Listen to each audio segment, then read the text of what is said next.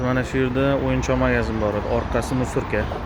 Bu yoqqa kelishimdan 3 oy oldin 3-4 oy bo'ldi, buzdirib tashlashdi. Ya'ni nimaga? Musurkaga, musor to'kishga joy kamlik qiladi, joy kichkinalik qiladi deb buzdirib tashladi. Musurkani joyini kattalashtirmoqchi edi. Demak 3 oy bo'lyapti, hali musurkaning joyi kattalashgani yo'q. Lekin tayyor yurib turgan biznes buzilib ketdi. Buni buzdirgan odam kim? Endi gapirsam millatchilik bo'lib qoladi, mayli, u narsani aytmaymiz. Inson hech qachon yerga to'ymaydi-da. O'rniga boshqa narsa qo'yib joylashtiraman desang, mushtamizorlar keladi, bu joy menga qarashli, sen chetdan kelgansan, bu yoqqa narsangni qo'yma deydi.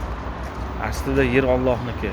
Ketayotganimizda ham qo'limiz bo'm-bo'sh ketadi. Bitta o'zimizga savol beraylik. Kimmiz? Kecha kim edik? Bugun kim bo'ldik? Ertaga kim bo'lamiz? Hammamizni taqdirimiz, nasibamiz Allohning qo'lida. Kerak emas, iltimos bir-birimizni hurmat qilaylik, tushunaylik. Axir insonmiz.